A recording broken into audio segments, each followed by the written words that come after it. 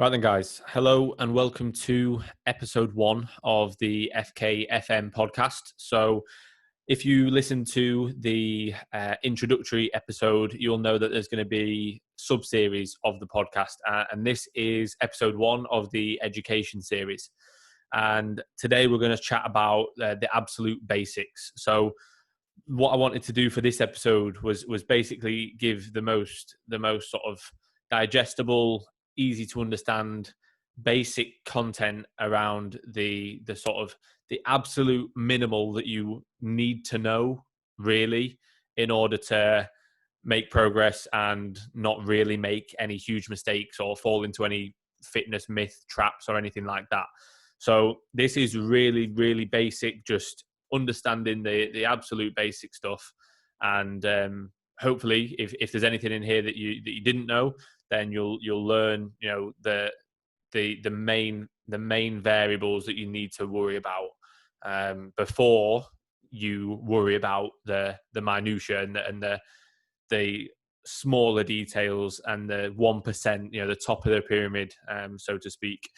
So these absolute basics are going to be training, nutrition, expenditure, and recovery.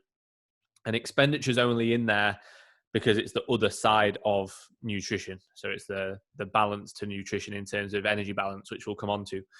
So I'm going to cover them in that order. So training, nutrition, expenditure, and recovery. And the reason that I'm going to cover them in that order is because I wanted to go over training first, because it's often a variable which is actually overlooked, which to me makes no sense at all, because if you don't train, you're not providing the stimulus to grow. So I've heard people say, the nutrition's more important, or your recovery is more important, or you need to make sure that you're on it with your food and your sleep, otherwise you won't make any progress. It's like, yes, that makes sense, but you need to be on it with your training first, because if you don't train, then you're not going to grow. Okay, you need that stimulus initially. So training shouldn't be overlooked. It should always be the most important variable, because without it, we wouldn't be doing any of this. We wouldn't be, growing muscle. We wouldn't be bodybuilding. We wouldn't really, you can do a fat loss phase without training. Of course you can. You can get healthier without resistance training, of course. But I assume that the majority of people listening to the podcast will be wanting to understand how to grow or how to optimize their physique as much as possible.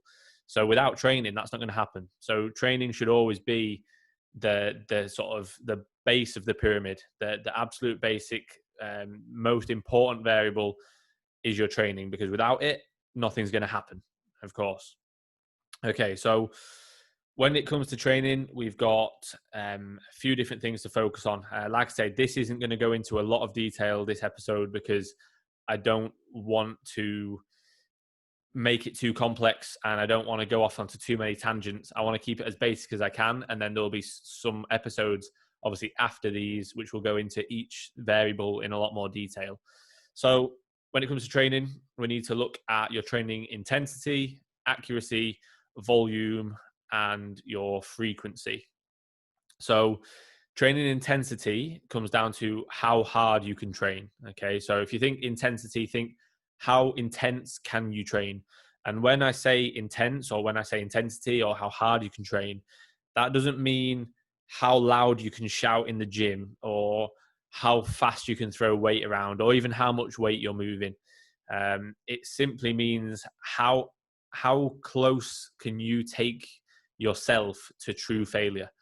How hard can you push yourself to the point where your target muscle or muscles simply have nothing left, and it's not that you mentally give up, but you physically cannot move that given load anymore, and that coincides very closely with accuracy. So you can't really have one without the other. Okay, so you can't train intensely if you're not accurately stimulating the target muscle. You can train hard and you can throw weight around and you can shout and you can sweat, but are you accurately training that muscle? No. And if you're not accurately training that muscle, you're not actually training that intensely. You're just throwing weight around. Okay, so accuracy and intensity work hand in hand.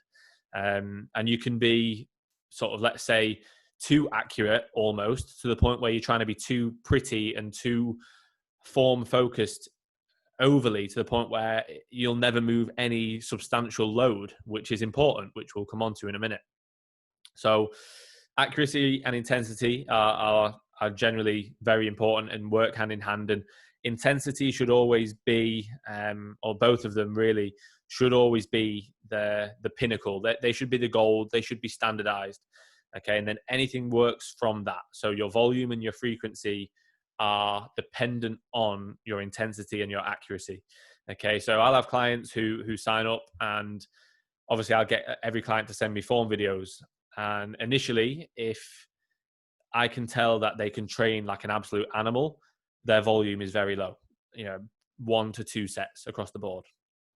If they send me form videos and they think they train like an animal, but they're not accurate at all, they're not taking it anywhere close to failure, 1, because they're not accurate enough, or 2, because they're not pushing themselves enough and they don't understand how to train like that yet, their volume will be higher, because their volume and their frequency is going to be dependent on that intensity and the accuracy. Okay, so think that your intensity and your accuracy should always be number 1. They need to be standardized. They need to be optimized as much as possible. They then shouldn't change. They will gradually, incrementally improve, of course, over time as you grow and as you improve in the gym. We're all always striving for more accuracy and more intensity, but they should always be everything you've got in that given phase, okay, at that given time. Okay, so my training now is as accurate and as intense as I can possibly train. But give me 2-3 years and I'll look back at my training now and think, okay, I was nowhere near as intense or accurate as I am now. So it comes in time. But one thing that is sort of inexcusable is not pushing yourself to that limit, not trying to be as accurate as possible, not being analytical with your training, not focusing on actually trying to get everything out of every set, but just instead going in and rushing through the sessions. That's inexcusable. If you don't want to get the results and you don't really want to see a change, then feel free to just go in and do whatever you want. If you actually want to make changes and make the most of your time in and out the gym, then be analytical with your training. Be very, very sort of strict in terms of your execution, your intensity, your accuracy. Okay. So then it comes to, like I said, volume and frequency. So your volume will be determined by how hard you can train. If you can't train that hard and you generally, train with like a reps in reserve approach, either with realizing or not, you generally can get away with a higher volume. So you can train with more sets and more reps. And if you can sort of train insanely hard, then you're going to need lower volume. Volume, by the way, is your the weight that you're using multiplied by the reps multiplied by the sets. So obviously a higher volume approach would generally mean lower weight, higher rep and a higher amount of sets. If you can do both, so if you can train insanely hard with an insane amount of volume, with an insane amount of weight, you're going to be an absolute beast. And everyone will know that you can do that because you'll be a genetic freak. But generally, you can't. It's almost like you can choose one or the other. But for me, and generally in the literature, intensity should always be the main focus. So there is a lot in the literature that states, training to and past failure is just going to accumulate more CNS fatigue than the actual stimulus you're going to get. And then we can get into stimulus to fatigue ratio, but that's, episodes on themselves. We need to stay on these absolute basics, which is hard. It's proven harder than I thought to not go on to tangents. But so, volume, like I say, will be dictated by generally just by how hard you can train. And then your frequency is very similar to that. It will be dictated by how hard you can train, but it'll also be dictated heavily by your lifestyle and generally, what you can work around.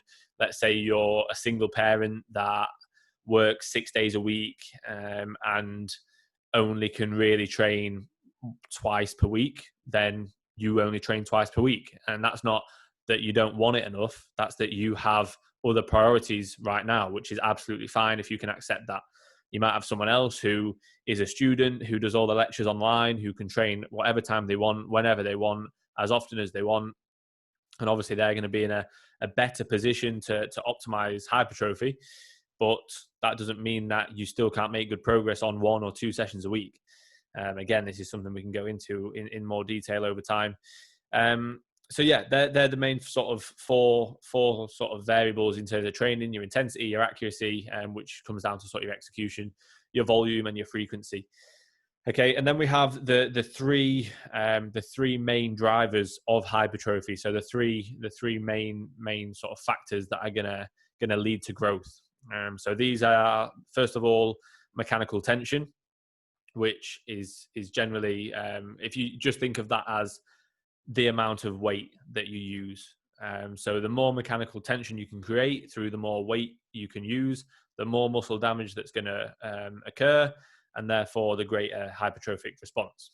Okay, so again, I'm making this very basic. I'm not going to go into more detail in today's episode. The second factor is muscle damage. So just think of this generally as, let's say, your accuracy and how close you can train to failure. So, you could say mechanical tension alone isn't enough, because look at some powerlifters, or just look at some people like who can do a 1 rep max squat or 1 rep max deadlift or bench, crazy strong, but they've not got that much muscle. Okay, and that comes down to the fact that they're creating a hell of a lot of mechanical tension, but they're not creating that much muscle damage because they're not doing it for enough reps, let's say, or they're not doing it over and over. They're not accumulating enough muscle damage to create that hypertrophic response that a bodybuilder would with more reps and more sets. And then we've got the third factor, which is metabolic stress. And that's sort of the pump, the burning sensation that you get when you train, especially when you work in slightly higher rep ranges or do intensifiers and extenders and metabolite work. Okay, so they're your 3 main drivers of hypertrophy. So when it comes to your training, just focus on, are you ticking those off? So in terms of mechanical tension, are you using as much load as you possibly can in a given rep range with good form? Okay, and if you are, then you're creating as much mechanical tension as you can in that given time. In terms of muscle damage, are you training accurately? Are you training intensely? Are you training as close to failure as you possibly can? If you are, then you're creating as much muscle damage as you can in your given phase. And then when it comes to metabolic stress, are you incorporating some higher rep work? Are you incorporating some more, let's say, pump focused work, some more blood volume focused work? If you are, then great, you're ticking that box. If you're not, then add in some higher rep work. So you may be doing 5x5, let's say, on squats. Maybe change that to 3 sets and do a 3 to 6 rep range, a 6 to 10 rep range, and a 12 to 15 rep range. So you're generally going to be getting a little bit higher rep work in there, a little bit more blood volume in the muscle, a little bit more metabolite stress. And then, especially towards the end of the session, you can add in things like muscle rounds. You can add in cluster sets here and there. You can add in rest pause sets on back offs. You could even add in blood flow restricted work or occlusion training. Again, all of that is to come in time with the episodes. But as an absolute basic, just focus on ticking those 3 boxes as best as you can. So that's training pretty much covered. I'm not going to go into any more detail than that. They're your absolute basics for training. Make sure that you don't try and sort of exceed those if you're an absolute beginner. Don't try and go in and think you know everything. Just go in and do the absolute basics. Do the necessary.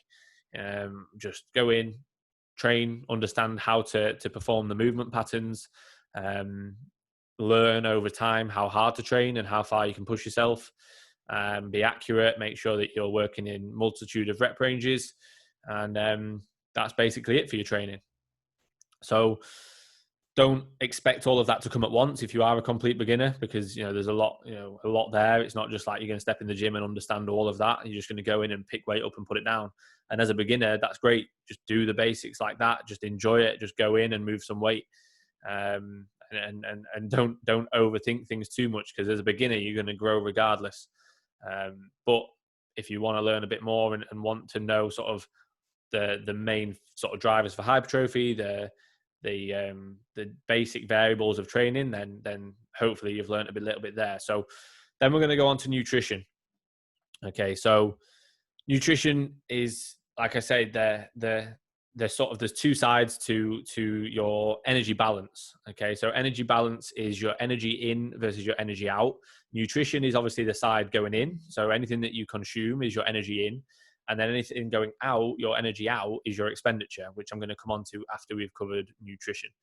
So obviously, the body needs nutrients in order to provide energy, and that energy is going to help us with basic day-to-day bodily processes and functions, and also in regards to our training, our recovery from our training, our performance in and out the gym.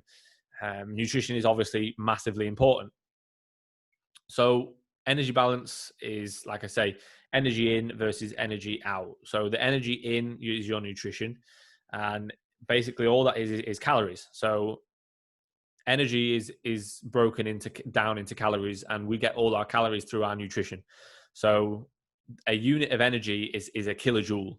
So you'll probably see, if you look at like your, I don't know, let's say your bread or whatever you've got in the cupboard, look at the back of it and look on the nutritional information, and it'll say kJ next to kcal, and kJ means kilojoule. Okay, and that's a unit of energy, and there are 4.184 kilojoules in every calorie.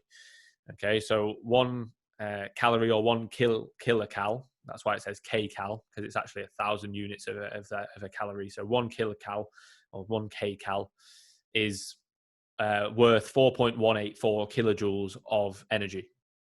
Okay, so just literally imagine calories as energy. Simple as that. Okay, so if you imagine you're on a video game and you've got an energy bar like across the bottom, and if it goes to zero, you can't move or you can't do anything. And if it's at 100, you're going to perform at your best on the game. Okay, that in a sense is going to be your calories in, and your energy balance. Okay, so your nutrition is made up of macronutrients. So we have protein, carbs, and fat. So they're the three macronutrients that are going to make up your total calorie intake. Okay, which is your energy in. So protein, again, I'm not going to go into all these in too much detail, but basically protein carries 4 calories per gram, carbs the same, 4 calories per gram, and fats 9 calories per gram. So fats are more calorically dense than protein and carbs. So with those macros making up your total intake, you will have like let's say a macronutrient split, which may be favorable in terms of your goals. So generally, I don't want to go into too much detail, but generally, you want to be eating plenty of protein, you want to be eating a good amount of carbs, and relatively low fats if the goal is performance in the gym, because carbohydrates are going to be our primary source of energy, so we want those to be readily available.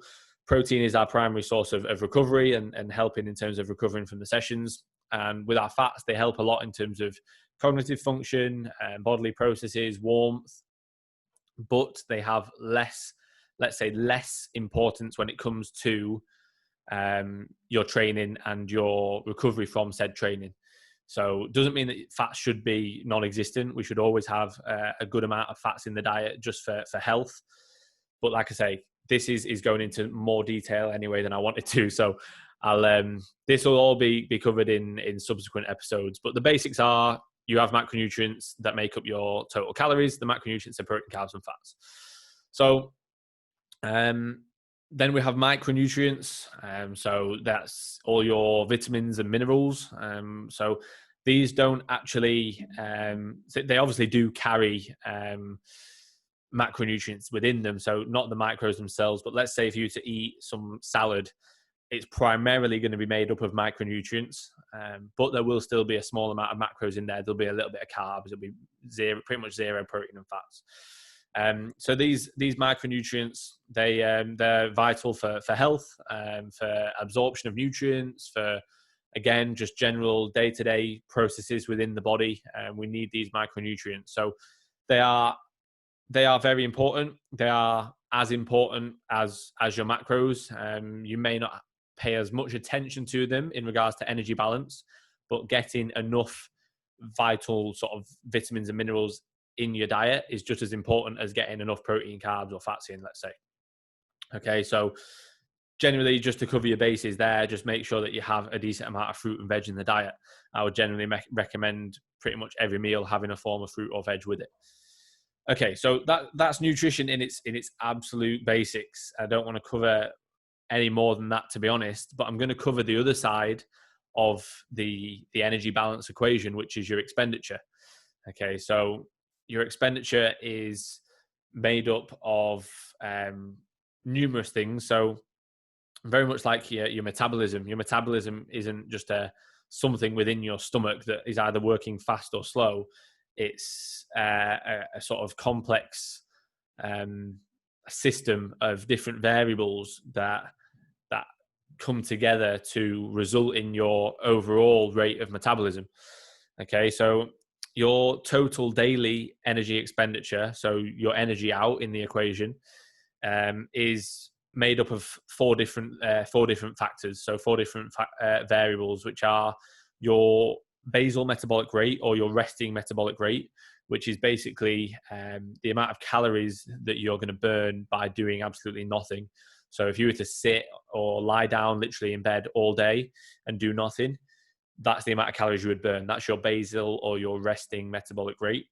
Then you've also got the thermic effect of food, or thermal effect of food, or thermal effect of feeding. And that is basically the amount of calories burned through processing food and absorbing food. So basically diet-induced calorie expenditure. Then you've got your exercise energy expenditure. So that's anything that you do which is physical activity. So let's say going to the gym, going on a walk, going on a run, going on a bike ride, doing anything which you are physically going to do for energy expenditure. Okay, so then on the other hand of that, you have your NEAT, which is your non-exercise activity thermogenesis. And this is anything that you do that expends energy, but you don't do it deliberately to do so. So moving your hands when you're talking, sort of shivering, sort of, let's say, just jittering about and shaking your leg if you're sat and you're nervous, or biting your nails, or even just something like doing the washing or the cleaning at home, something that you're not deliberately doing to provide a form of energy expenditure, but it's something that is going to still provide it. So just generally anything that you're doing, and that makes up a huge chunk, that NEAT, because it's what we're doing day to day without realizing, but it takes up a huge part of our total daily energy expenditure. And you probably wouldn't really think that. You'd think that the majority of your energy expenditure is going to come through, let's say, your training session or your steps, but it's generally pretty low in comparison to what you get from your NEAT through just moving day to day without even doing the basics of life without even realizing. That's what's burning a lot of your fuel. So that's the energy out. So BMR plus or basal metabolic rate plus thermic effect of food plus your exercise energy expenditure plus your NEAT makes up your total daily energy expenditure, which is then the other side of the energy balance equation. So we've got the energy in through food, the energy out through total daily energy expenditure. Okay, so if you imagine that as like an old school scale, not like one of your Salter ones, that your digital ones, like one of the ones where you have, I don't know what they're called, but a left side and a right side of a scale. Okay, so let's say that the goal is fat loss, then we simply need the energy outside of the scale to be weighing more than the energy inside. So on basically, let's say the energy in is on the left, the energy out is on the right. The right side needs to be outweighing the left side. So we simply need to be burning more calories than we're consuming. It is literally that basic, and that will result in fat loss. As simple as that. Okay, so a caloric deficit will result in fat loss. Getting that caloric deficit is a lot more complex and a lot harder to adhere to, and willpower comes into it, and accuracy and everything comes into it. But if you can create a caloric deficit, you will lose fat. Simple as that. Then when we come to, let's say we're trying to gain weight, or we're trying to be in a more optimal position to grow, then we want to be doing the opposite. So we want energy in to outweigh energy out. So we want that other side of the scale to be weighing more.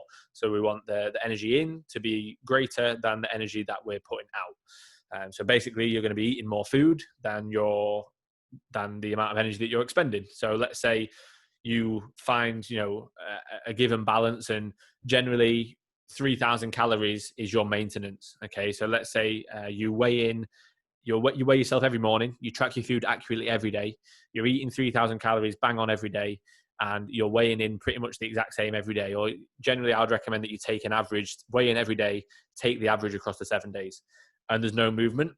That is your maintenance calories. Okay, let's say the goal is fat loss. You're going to drop the calories from there or increase the expenditure. Okay, so you could either drop the food, or you could go, right, I'm going to add 2,000 steps in, or I'm going to add some cardio in. Or if the opposite, you want to grow and you're focusing on gaining muscle and being in a more optimal position to grow, then you want to eat more food or bring the expenditure down. So let's say you're doing 20,000 steps just because you like walking. It might be best off that you bring that down to 15,000, keep the food the same, especially if you're struggling with appetite. Or if you can't do any less steps or any less expenditure because of your work schedule, let's say, then the food needs to go up, and it might need to go up by 200 calories. Again, all of this I'll go into much more detail when we come to the specific episodes. But that's the basics of energy balance: energy in and energy out. One side's nutrition, one side's expenditure. Okay. And then the final basic that I want to cover is your recovery. So when we look at recovery, we're talking about your sleep, your stress levels, your nutrition and hydration, and basically anything which is going to aid your recovery process, and basically help you recover quicker to get back in the gym and progress quicker, and be in a better position to go back in and progress again and again and again and again and again. Okay, so sleep is a big one. Again, it'll have its own episode, of course, but generally you want to be getting yourself as much sleep as possible. To an extent, the more the better. I know some people will feel sluggish when they oversleep often, which can occur. Of course, it can occur. I'm not going to go into detail with sort of with that too much, but generally, if you can aim for 4 to 6 sleep cycles, and sleep cycles work in 90 minutes, so the 4 to 6 sleep cycles would be between 6 and 9 hours of sleep, then generally that will be suffice. And it's very individual dependent as well. Again, like a majority of these things, you'll need to learn over time what is your optimal level and what is going to work best for you. But generally 6 to 9 hours, like I don't really let my clients have less than 6. Like that's, if it's less than 6, we really flag it up and it needs working on. If it's anywhere between 6 and 9, then generally we're happy. 7.5 hours plus ideally, so you're getting 5 to 6 cycles. If it's more than 9, then generally it won't be that consistently. It might be every now and again they get a bit more sleep because they feel like they needed it, let's say. But I'm a big advocate of giving yourself a sleep time and a wake time and sticking with that regardless of the day, just for routine. That routine and that structure, not just for your recovery and your sleep, but for then your day as well. So the day going ahead. So you have the same amount of time to get your meals in. You have the same amount of time to get work in, social life in. You don't have an excuse of, oh, I missed training because I got up late, or, oh, I couldn't train today because I had to fit this in. You know, if you have a structure and that starts with your sleep, then that will generally help across all aspects of your life. And so many people are just underslept and they don't even realize it. They sort of sleep 5 hours. Oh, I feel fine. Fair enough, you feel fine, but you're not getting quality sleep. Your body is in a sort of a fatigued state it's almost like chronic fatigue without realizing, and you won't really realize it because it just becomes the norm. It's like in a fat loss phase, you don't realize how low on energy you are because it just becomes the norm. And then when you start eating more and you get back into a caloric surplus, you realize, oh God, I was actually in sort of, I was in the gutters, I was digging, I was struggling without really realizing, because you just get on with it. And the same goes with sleep. Often people will be underslept. Then you've got your stress levels. So with stress, generally we're focusing on keeping our cortisol levels as low as possible. So cortisol is a hormone released by the body when we're stressed, and generally it's quite a catabolic hormone, which means it's putting us in a negative position in order to grow. So we want to be as anabolic as possible.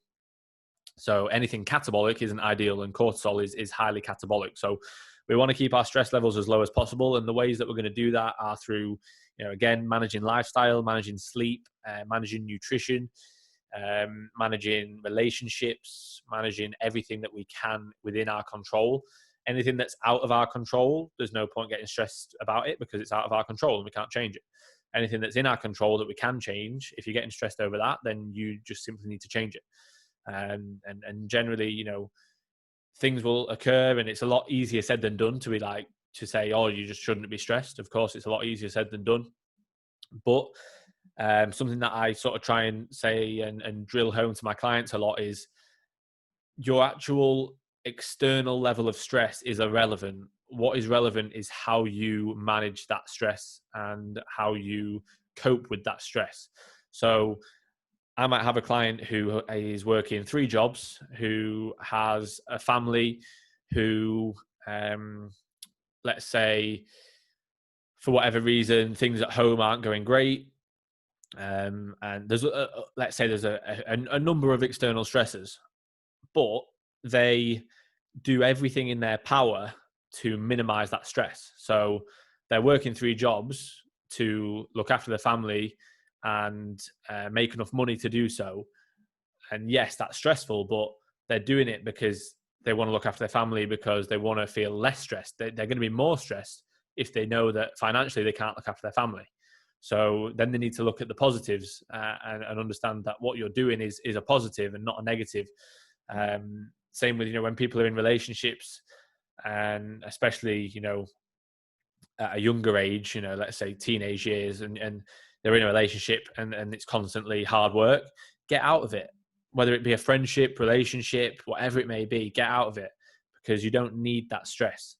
And even, sometimes with people's families, family life can cause stress. Parents can cause stress.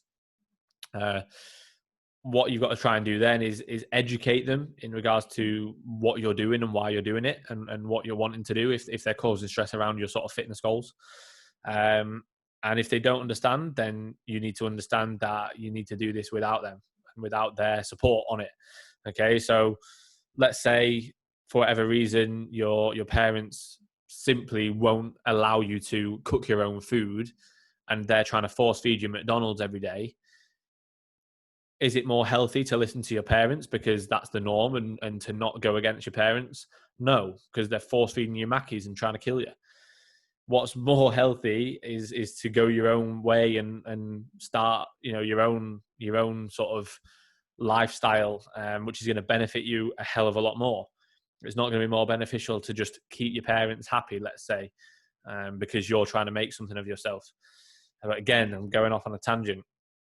So just keep your stress low. Simple. Try and get out of relationships that are causing stress.